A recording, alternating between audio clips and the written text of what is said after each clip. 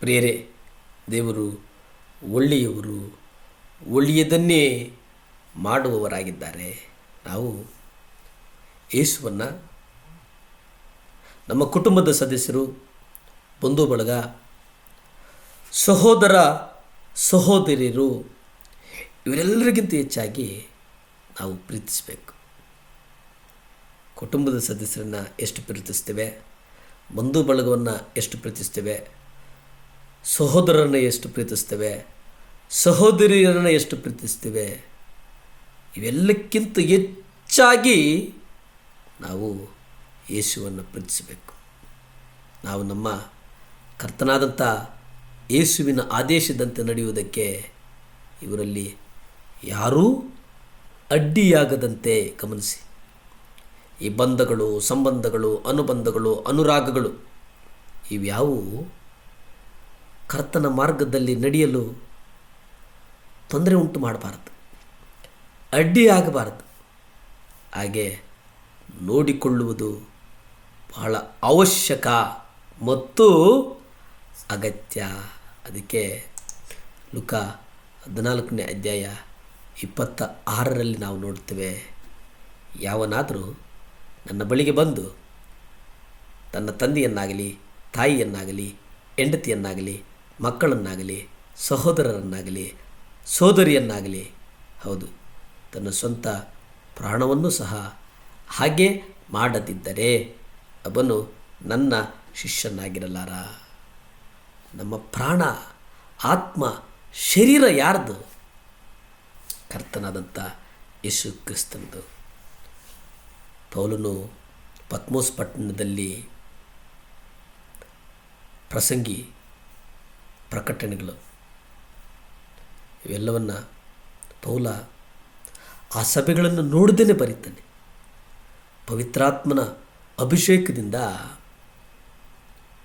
ಆ ಸಭೆಗಳು ಮಾಹಿತಿಯೇ ಇಲ್ಲದೆ ಆ ಸಭೆಗಳಿಗೆ ಪತ್ರಗಳನ್ನು ಬರೀತಾನೆ. 13 ಪತ್ರಿಕೆಗಳನ್ನು ಬರೀತಾನೆ. ಪೌಲ 13 ಪತ್ರಿಕೆಗಳನ್ನು ಬರೀತಾನೆ.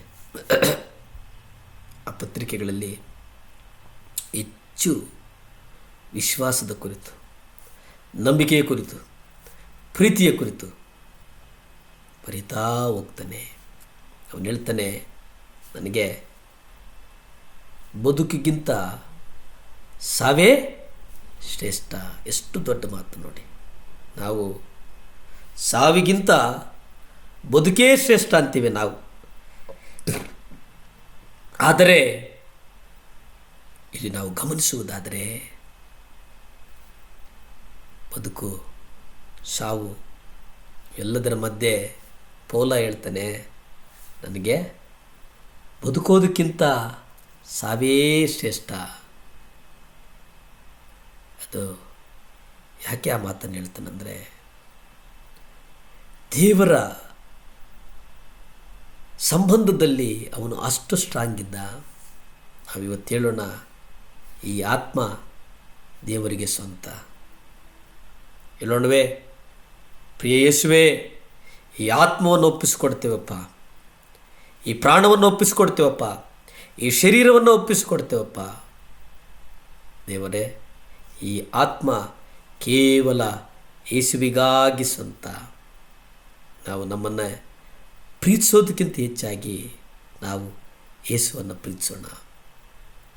ನಾವು ನಮ್ಮನ್ನು ನಾವು ಪ್ರೀತಿಸ್ತೇವೆ ನಿಜ, ಆದರೆ ಎಲ್ಲದಕ್ಕಿಂತ ಮಿಗಿಲಾಗಿ ನಮಗೆ ಜೀವ ಕೊಟ್ಟಂಥ, ನಮಗೆ ಉಸಿರು ಕೊಟ್ಟಂಥ, ನಮ್ಮನ್ನು ನಡೆಸುವಂಥ, ನಮ್ಮನ್ನು ಪೋಷಣೆ ಮಾಡುವಂಥ, ನಮ್ಮನ್ನು ಅಪ್ಪಿಕೊಳ್ಳುವಂತಹ ಸರ್ವೋನ್ನತನು, ಮಹೋನ್ನತನು, ರಾಜಾದಿರಾಜನು, ಪರಾಕ್ರಮಶಾಲಿ, ಕರುಣಾಮಯಿ ಕರ್ತನಾದಂಥ ಯೇಸು ಕ್ರಿಸ್ತನಿಗೆ ನಾವು ನಮ್ಮನ್ನು ನಾವು ಒಪ್ಪಿಸಿಕೊಡೋಣ. ಭೂಮಿ ಆಕಾಶಗಳನ್ನು ಉಂಟು ಮಾಡಿದಂಥ ಸರ್ವಶಕ್ತನಾದಂಥ ದೇವರ ಸ್ತೋತ್ರನಪ್ಪ. ದೇವಾ, ಈ ಆತ್ಮವನ್ನು ಒಪ್ಪಿಸ್ಕೊಡ್ತೇನೆ ಸ್ವಾಮಿ, ಈ ಪ್ರಾಣವನ್ನು ಒಪ್ಪಿಸ್ಕೊಡ್ತೇನಪ್ಪ, ಈ ಶರೀರವನ್ನು ನಿಮ್ಮ ಕರಗಳಿಗೆ ಒಪ್ಪಿಸಿ ಪ್ರಾರ್ಥಿಸ್ತೇನೆ ದೇವರೇ. ಈ ಶರೀರ ನಿಮ್ಮದು ಸ್ವಾಮಿ, ಈ ಆತ್ಮ ನಿಮ್ಮದು ಸ್ವಾಮಿ, ಈ ಆತ್ಮ ಕೇವಲ ನಿಮಗೇ ಸ್ವಂತ ಸ್ವಾಮಿ. ಅಪ್ಪ, ನನ್ನನ್ನು ಕಾಪಾಡಯ್ಯ, ಪರಿಶುದ್ಧಾತ್ಮನ ಅಭಿಷೇಕದಿಂದ ತುಂಬಿಸಯ್ಯ, ನನ್ನನ್ನು ನಡೆಸಯ್ಯ, ನನ್ನನ್ನು ಬಲಪಡಿಸಯ್ಯ, ನನ್ನನ್ನು ಸ್ಥಿರಪಡಿಸಯ್ಯ. ಸ್ತುತಿ ಘನ ಮಾನ ಮಹಿಮೆ ನಿಮ್ಮೊಬ್ಬರಿಗೇ ಸಲ್ಲಿ ತಂದೆ. ಆಮೇನ್, ಆಮೇನ್, ಆಮೇನ್. ಹಲ್ಲೆಲೂಯಾ.